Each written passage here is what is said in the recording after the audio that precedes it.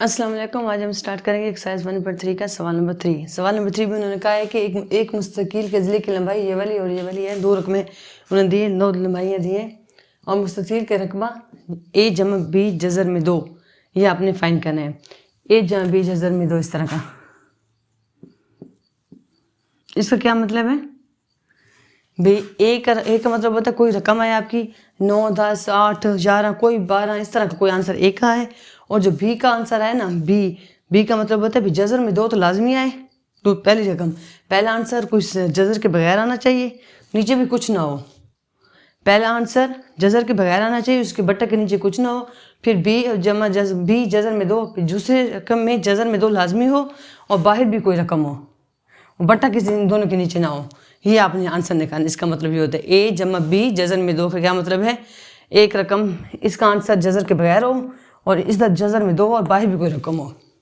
ठीक है, ये इसका मतलब है। आपने आंसर इसमें लगाना है। मुस्ततील को रेक्टेंगल कहा जाता है इंग्लिश में, ठीक है। और लंबाई को क्या लेंथ कहा जाता है, रकबे को एरिया कहा जाता है इसको, ठीक है। ये तो आपको पता है। और मुस्ततील की शक्ल इस तरह होती है, ठीक है, क्योंकि मुसलस की शक्ल और तरह होती है, मुरब्बे की और तरह होती है। मुरब्बा तो आपको पता है स्क्वायर तो सब बराबर बराबर होता है ऐसे करके, और मुस्ततील इस तरह, मुसलस इस तरह होती है, मुस्ततील इस तरह होती है। मुस्ततील जो होती है ना, उसकी ये वाली साइड 2 बराबर होती हैं, ठीक है। फिर इसके बाद ये वाली 2 साइडें बराबर आपस में होती हैं, इसे कहा जाता है मुस्ततील। अगर इसका एक रकम उसकी एक जगह इधर जो लंबाई है ना, अगर इधर है फर्ज करो 2, अगर इधर 2 है तो इधर भी 2 आएगा। अगर इधर 5 है इधर 5 ही आएगा, और इधर 3 है इधर 3 ही आएगा। यानी साइड बराबर है ना, ये वाली साइड और ये वाली साइड आपस में बराबर होती है हमेशा। अगर वो इसकी वैल्यू दे देना तो इसकी वैल्यू वही होती है, और इस तरह ऊपर वाली चीज़ भी आपस में बराबर होती है। ये नाप के बनाई जाती है लेकिन इक्वल नहीं होती। ये लंबाई में आती है या इस तरह आती है, थोड़ी सी लंबी बन के आती है, या इस तरह बनाते हैं आप लोग, इस तरह करके, ऐसे करके, या इस तरह करके बनाते हैं। मुस्ततील ऐसी चीज़ होती है जिसकी लंबाई और चौड़ाई आपस में बराबर कभी भी नहीं होती। रकबा ऐसी चीज़ होती है जिसकी चारों साइडें बराबर होती है, ये इसके बराबर ये इसके बराबर होता है। और मुसलस इस तरह होती है 3 कोनों वाली। मुस्ततील की समझ आई है? मुस्ततील क्या चीज़ होती है?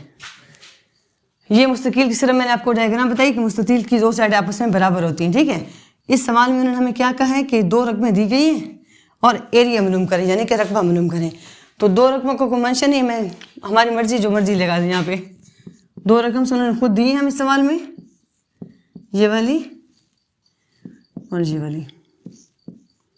यहाँ पे ये देखें, कभी 2 रकमें दी हुई लंबाई दी हो तो कभी इस तरह नहीं लगाते। मैंने कहा है ना कि अगर ये वाला आंसर अगर इसका है तो ये वाली चीज़ इसकी भी है, अगर ये रकम इसकी है तो ये रकम इसकी भी है, ठीक है ना। लंबाई होती है एक, होती है चौड़ाई। अब मुस्ततील का रकबा फाइन करना, हमने क्या फाइन करना है? पहले यहाँ आपने लिखना है भी गिवन क्या क्या चीज़ है आपके पास, गिवन क्या क्या चीज़ है। पहली है लेंथ, लेंथ क्या दें आप, फिर आप विड्थ क्या दें, फिर इसके बाद हमें क्या फाइन करना था? मुस्ततील का रकबा, रेक्टेंगल का एरिया, ये आपने क्या करना है? फाइन करना है, ठीक है। इस तरह लिखना है। फिर इसका मुस्ततील के रकबे का फार्मूला आपने लिख देना है।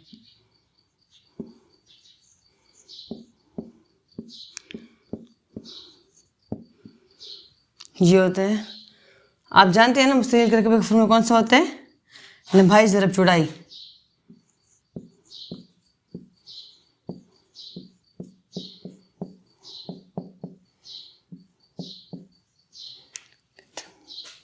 लंबाई ज़रब चौड़ाई, मुस्ततील के रकबे का क्या फार्मूला होता है? लंबाई ज़रब चौड़ाई। तो अगर हम उन 2 रकमों को आपस में ज़रब दे देंगे तो हमारा मुस्ततील का रकबा आ जाएगा, सिंपल। यहाँ तक समझ आई आपने? गिवन क्या क्या चीज़ें थी? लंबाई भी गिवन थी, चौड़ाई भी गिवन थी, और एरिया हमने फाइन करना था, रकबा फाइन करना था। तो रकबे का मैंने फार्मूला लगा दिया, हो गया। और मैंने आपको डायग्राम सिखाई कि मुस्ततील की डायग्राम उस तरह लाजिम बनाते हैं, ये लाजमी लंबी हो, ये वाली लंबी हो या ये वाली साइड लंबी हो, नहीं तो मुस्ततील की डायग्राम गलत हो जाती है, आपका सवाल फिर चेक नहीं, गलती हो जाती है आपकी साइड पर। ये मैंने आपको चीज़ बता दी, मैं इसको रेज करके ना आपको ना इसका हल लगा दी, फार्मूला लगाती हूँ। ये चीज़ आप सवाल में लाजमी लिखते हैं, ठीक है ना, कि बच्चे को बताओ उस बच्चे ने सवाल में से क्या क्या चीज़ें देखी हैं, गिवन कौन कौन सी चीज़ें हैं। यहाँ से फिर एरिया लिख रही हूँ, मुस्ततील का एरिया, मुस्ततील का रकबा कौन सा था? दो रकमे आपस में थी, ये वाला। लंबाई ज़रब चौड़ाई था ना, लंबाई ज़रब चौड़ाई, इस तरह। ठीक है, इन दोनों का आपस में ज़रब देनी है आपने। और साथ एम भी था इनके साथ, ये देखे ना, इसके साथ भी एम है, इसके साथ भी एम है, तो आप लोगों ने एम लगाना है लाजमी। ये वाला, ये बेशक एंड पे लगा देना, एम स्क्वायर कर देना, ठीक है ना। अब मैं कर रही हूँ हल। सबसे पहले मैं 2 को उस रकम के साथ ज़रब दूंगी, 5 - 4 बटा जज़र में 2, फिर जमा 18 जज़र में जो है उसको ज़रब दूंगी,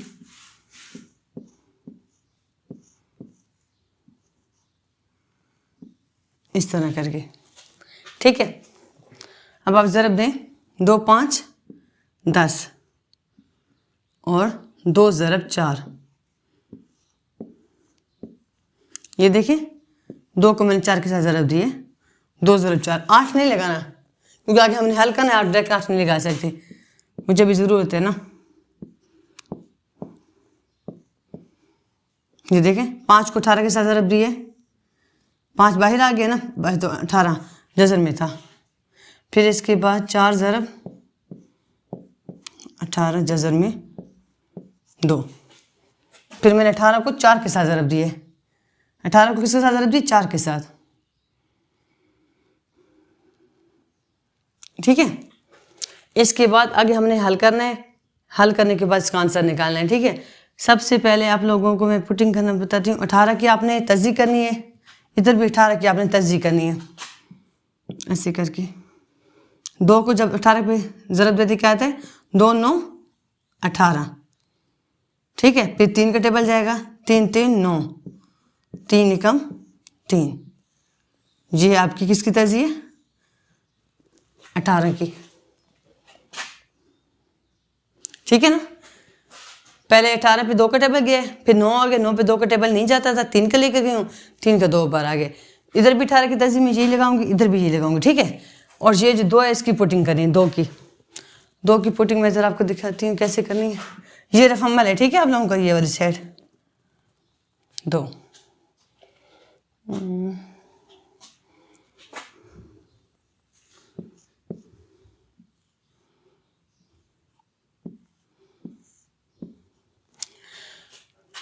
जो सिर्फ 2 होता है, ये वाला 2 जो होता है, क्या मैं 2 को जज़र में 2 के स्क्वायर के बराबर पुट कर सकती हूँ? तो फिर 2 आ जाएगा ना। ये देखे ना, जब 2 जज़र के ऊपर 2 डालूंगी ये कट जाएगा, फिर 2 नहीं आ जाएगा। क्या मैं 2 की जगह जज़र में 2 उसके ऊपर स्क्वायर डाल सकती हूँ? ये इसके इक्वल है, ये मैं इधर डालना है। जब भी 2 होता है तो उसकी जगह हम जज़र में 2 उसके ऊपर स्क्वायर डाल सकते हैं, क्योंकि वो 2 के ही बराबर है। किसके बराबर है? 2 के ही बराबर है। अब मैं उसकी उधर पुटिंग ये करूँगी जो मैं आपको बता रही हूँ यहाँ पे, क्योंकि इसको मैंने हल करना था, इसलिए करना ठीक ठीक पुट है, सिर्फ जज़र में 2 नहीं लगा देना। जज़र में 2 जज़र में उसके ऊपर स्क्वायर, फिर 4 पहले से पड़ा था, जज़र में 2 नीचे पड़ा है। अब 18 की तज़्ज़ी जो मैंने की थी, कौन सी की थी? 2 ज़रब 3 3, फिर -4, 2 ज़रब 3 और 3 जज़र में 2।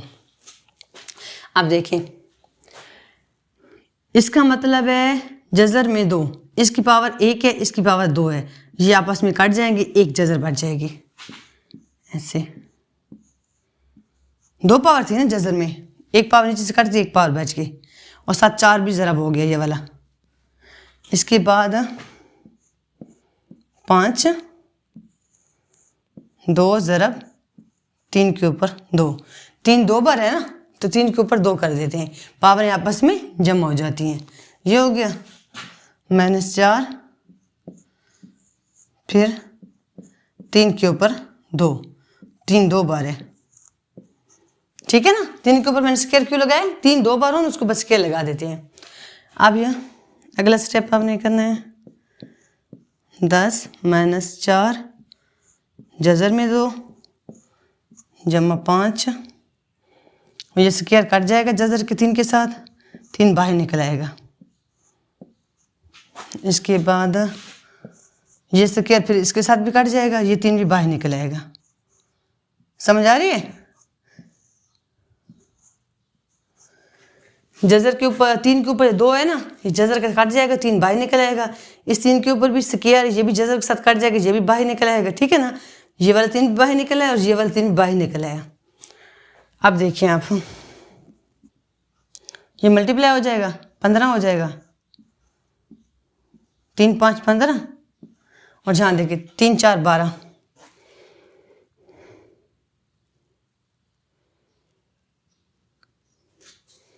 3 4 12 12 हो गया। और जज़र में 2 और जज़र में 2 आपस में कैंसिल हो जाएगा, ये वाला कट जाएगा।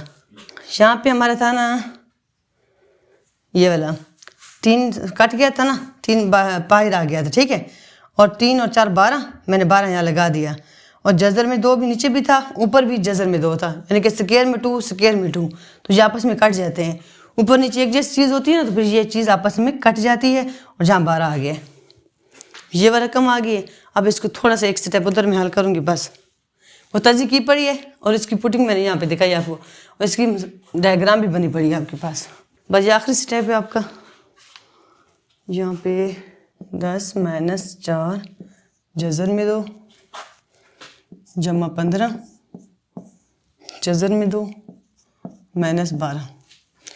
जो जज़र में 2 है, जज़र वाली रकम है, उसे एक साइड पे कर देते हैं, जो खाली रकम है उसे एक साइड पे कर देते हैं, फिर हल करते हैं। मैथ का ये उसूल है ना।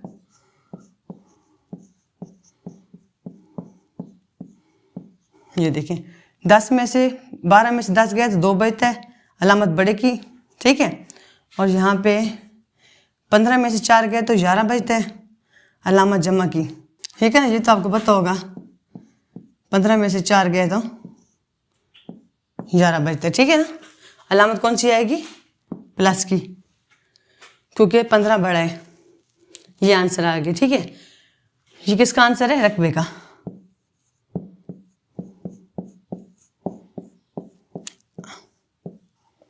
अब ये देखें, क्या ये वही आंसर है जो उन्होंने कहा था? उन्होंने कहा था पहली रकम ए हो, यानी कि कोई आंसर हो। ये देखें, अब ये माइनस 2 है ना, इसे आप कह सकते हो ए, और फिर उन्होंने कहा बी जज़र में 2, ये बी है और ये जज़र में 2। बी का मतलब क्या है? ए का आंसर और हो, बी का आंसर और हो, और बी के साथ जज़र में 2 हो। देखिए, ए का मेरा है -2, बी का मेरा है 11 और जज़र में 2। ए बी का मतलब क्या होता है मैथ में? पे ए का अलग आंसर हो, बी का अलग आंसर हो, उसे कहा जाता है ए बी। ये आपका आंसर हो गया, ये वाला ऊपर वाला। यहाँ से मैं एक बार फिर आपको बता देती हूँ। मुस्तैद का रकबे का फार्मूला था लंबाई ज़रब चौड़ाई, लंबाई ज़रब चौड़ाई। फिर यहाँ पे इस जो है 2 था, इस 2 को सारे के साथ ज़रब दी, फिर 18 को सारे के साथ ज़रब दी। ये देखो 2 2 5 10, 2 और 4 को ज़रब दे दी, फिर 18 को 5 के साथ, 18 को 4 के साथ। फिर इसके बाद ये हल नहीं हो रहा था, जज़र में नीचे 2 आ रहा था, और हमारे सवाल में आंसर हम इस तरह निकालना था कि नीचे बट्टा में कुछ भी ना आए, खाली रकम आए। ये देखे ना, उन्होंने कहा बट्टा के नीचे कुछ भी ना आए। तो इसके लिए मैंने इसे हल करने के लिए इस 2 की पुटिंग की है। जो 2 खाली 2 होता है वो जज़र में 2 के स्क्वायर के बराबर होता है। यहाँ से देखें, फिर ये वाला 2 उसके साथ कट गया तो एक जज़र बच गई है। जब जज़र के ऊपर 2 होता है तो इसका मतलब है जज़र में 2 बार पड़ा है। इस तरह अगर जज़र के ऊपर 2 होता है ना, इस तरह, इसका क्या मतलब होता है? जज़र में 2 बार पड़ा है। एक बार नीचे वाले के साथ कट गया ना मेरे पास ऐसे, तो तब एक बच गया मेरे पास ये वाला। और इसकी मैंने तस्दीक की है 18 की, ये मैंने 18 की तस्दीक की है, यहाँ भी 18 की तस्दीक की है, तो 3 2 बार आया। ये देखें, यहाँ भी 3 मेरे 2 बार आया। फिर इसके बाद 3 स्क्वायर, 3 के ऊपर स्क्वायर तो कट गया, बाहर आ गया। फिर मैंने ज़रब दे दी, ज़रब देने के बाद जो जज़र में 2 था उनको अलग कर दिया, जो खाली रकम थी उनको अलग कर दी, फिर हल किया, तो ये आपके रकबे का जवाब आ गया। मैं उम्मीद करती हूँ कि आपको ये सवाल समझ आ गया होगा। अल्लाह हाफिज़।